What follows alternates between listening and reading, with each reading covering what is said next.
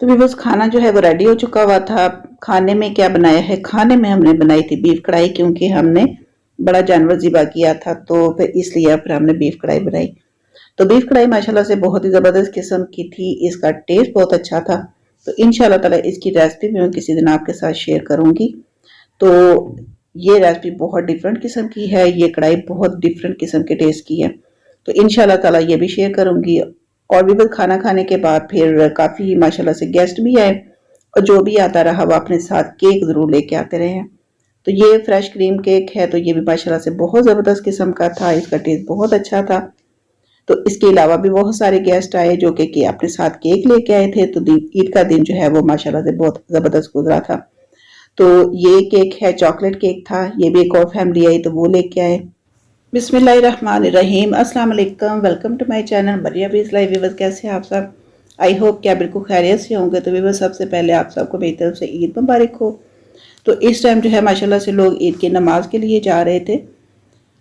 तो इसके बाद फिर नमाज पढ़ने के बाद फिर सब ने खीर इंजॉय की थी। ये खीर हमने रात को बना दी थी, क्योंकि ये वाले सारे काम जो होते हैं वो रात को कर लिए जाते हैं। सुबह तो इतना टाइम नहीं होता, मुश्किल से रेडी हुआ जाता है और नमाज पढ़ी जाती है। तो इसलिए खीर और बाकी बहुत सारे काम जो थे वो रात को कर लिए थे। और सुबह पे ये है कि नमाज पढ़ के तो सब ने फिर खीर जो थी वो इंजॉय की थी। तो भी बस उसके बाद फिर कुर्बानी करनी थी, तो कुर्बानी के लिए माशाल्लाह से बुला लिया गया, और बच्चे बहुत सारे वहाँ पे इकट्ठे हो गए थे। और बच्चों को देख के तो ये वाली कैट जो है ये डर गई थी। बच्चे इसको बहुत ज़्यादा तंग कर रहे थे। जब मेरी नज़र पड़ी तो ये तुलसी के पौधे के नीचे छुपी हुई थी। तो आप देखें कि वो कितने गौर से वीडियो बनवा रही है। तो माशाल्लाह से ये बहुत ही प्यारी कैट है। मैं उसको उठाने की भी कोशिश कर रही थी, बट ये है कि वो बच्चों से डर के तो यहाँ पे छुपी हुई थी। और बच्चों को मना भी किया था कि इसको तंग ना करें, लेकिन ये है कि बच्चे फिर कहाँ सुनते हैं। जब इकट्ठे हुए होते हैं तो माशाल्लाह बाय बच्चे बहुत ज़्यादा इकट्ठे हुए थे, खा पी रहे थे, इंजॉय कर रहे थे, तो और इसको तंग भी कर रहे थे। तो ये बेचारी फिर यहाँ पे छुप के बैठी हुई थी।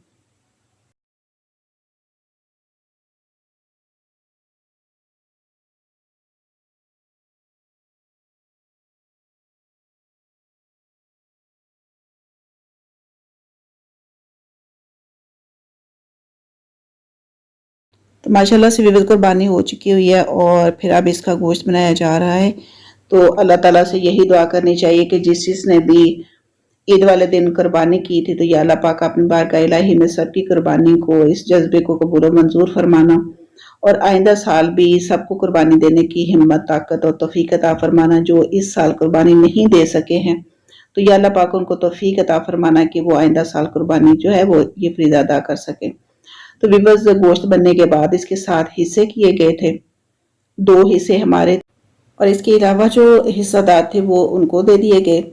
तो मैंने भी फिर ये किया कि 2 मैंने इकट्ठे करके फिर आगे मैंने उसके 3 हिस्से बनाए।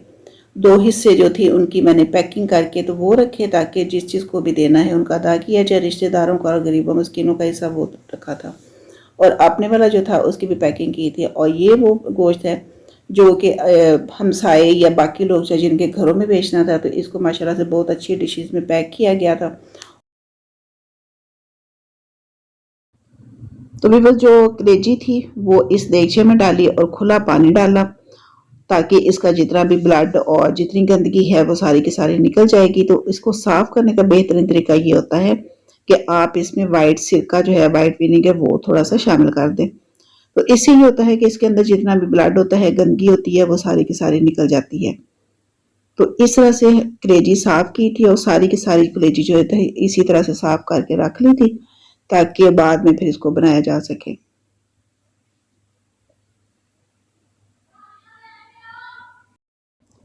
तो आप देखें कि माशाल्लाह से कलेजी किस कदर साफ हुई है। जितना इसके अंदर ब्लड था, गंदगी थी, वो सारी की सारी निकल चुकी हुई है, और माशाल्लाह से कलेजी जो है वो बिल्कुल साफ सुथरी हो चुकी है।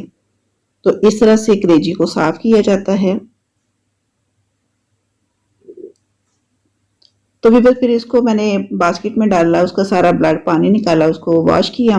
तो माशाल्लाह से आप देखें कि कितनी साफ सुथरी कलेजी हो चुकी हुई है। तो भी बस उसके बाद फिर और गोश्त पैक किया गया था, जो कि बाकी घर जो रह गए थे उनके घरों में देना था। और कोशिश करनी चाहिए कि जिन घरों में कुर्बानी नहीं हुई है उन लोगों को गोश्त दिया जाए। तो मैंने भी जितना गोश्त हमारे हिस्से का था, जो दूसरे रिश्तेदारों का और गरीबों का था, वो सारे का सारा मैंने साथ लेके आना था, जो क्योंकि जहाँ पे इंसान रह रहा होता है वहां पे कुछ लोगों को बहुत सारी उम्मीदें होती हैं, तो इसलिए मैं वहां पे गोश्त अदा करती हूँ। तो भी बस गोश्त सारा बांटने के बाद और पैकिंग करने के बाद फिर ये कि स्वीपर आ गया और उससे फिर सारी बाहर की सफाई की। तो सर्फ डाल के तो इसको साफ किया गया क्योंकि स्मेल बहुत ज्यादा रह जाती है।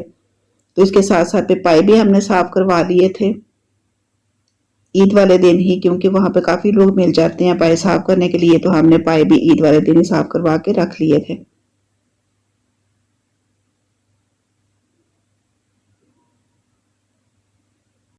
और ये गोश्त जो है ये कढ़ाई के लिए अलग किया गया था ताकि इसकी कढ़ाई बनाई जाए, और बाकी जितना गोश्त था जो अपने हिस्से का था या अभी मैंने जो देना था, तो वो सारे का सारा पैक करके पैकेट्स बना के तो ये फ्रीज़र में रख लिए थे। तो पाए भी ये मैंने फ्रीज़र में रख दिए थे।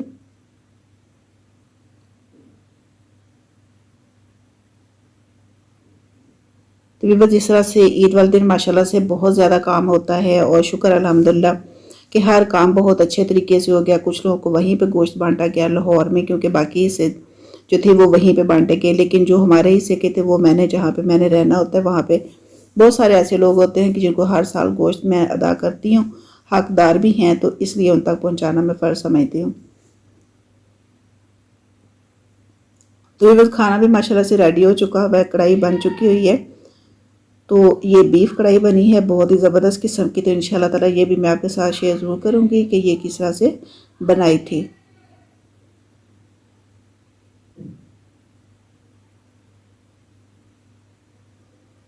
क्योंकि ईद वाले दिन विवज़ आपको पता है कि काम बहुत ज़्यादा होता है, तो बहुत सारी डिशेस बनाना बहुत मुश्किल होता है, क्योंकि सारा दिन जो होता है वो काम पे लगे रहना होता है, बस थोड़ी देर तैयार हुआ जाता है।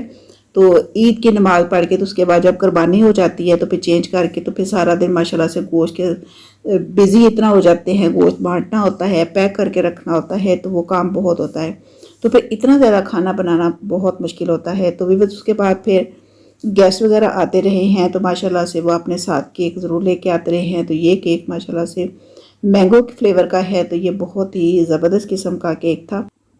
तो भी बस माशाल्लाह से गेस्ट आते रहे हैं और फिर बहुत अच्छे से केक भी लेके आते रहे हैं। तो ये मैंगो फ्लेवर का केक है, ये बहुत ही अच्छा था और फिर इसको हमने इंजॉय किया, सब ने साथ बैठ के गपशप भी लगाई, क्योंकि सारा दिन काम करते रहे हैं, गोश्त को समेटते रहे हैं।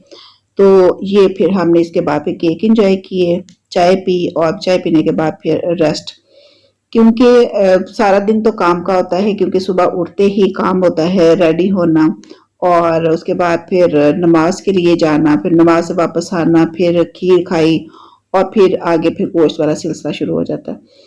तो इसलिए फिर खाने पीने का जो टाइम मिलता है वो फिर सारे काम निपटा के तो उसके बाद ही खाया जाता है, और खाने का मज़ा भी आता है, क्योंकि जब तक काम होता है तब तक तो कोई चीज़ नहीं खाई जाती है और ना ही इतना टाइम होता है।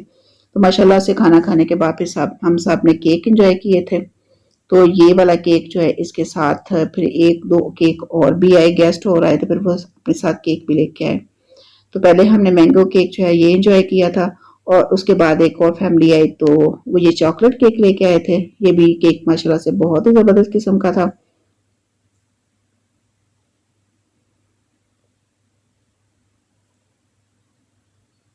तो भी बस ये खुशी का दिन होता है तो खुशी खुशी से ही गुजरना चाहिए। काम तो हर घर में होता है, हर इंसान ने करना होता है, क्योंकि इतना माशाल्लाह से काम गोश्त का होता है, तो जाहिर बात है फिर वो बिजी डे ही होता है, हर कोई अपने घर में बिजी होता है। तो अल्लाह ताला से दुआ यही करनी चाहिए कि अल्लाह पाक हमें इतनी तौफीक दे कि हम इतना गोश्त समेटे लोगों को दें, और ये काम करने में तो खुशी महसूस होती है। तो माशाल्लाह से एक केक जी और आ चुका है, ये है क्रीम केक। तो माशाल्लाह से ये देखें कि ये भी बहुत ज़बरदस्त किस्म का केक है। तो अल्लाह ताला से यही दुआ है कि या अल्लाह पाक जिस जिसने भी कुर्बानी दी है उनकी कबूल और मंजूर फरमाना और तौफीक अता फरमाना कि हर कोई कुर्बानी अदा कर सके। तो भी बस मुझे अब इजाज़त दीजिएगा, मेरी तरफ से अल्लाह हाफ़िज़, गुड बाय, टेक केयर।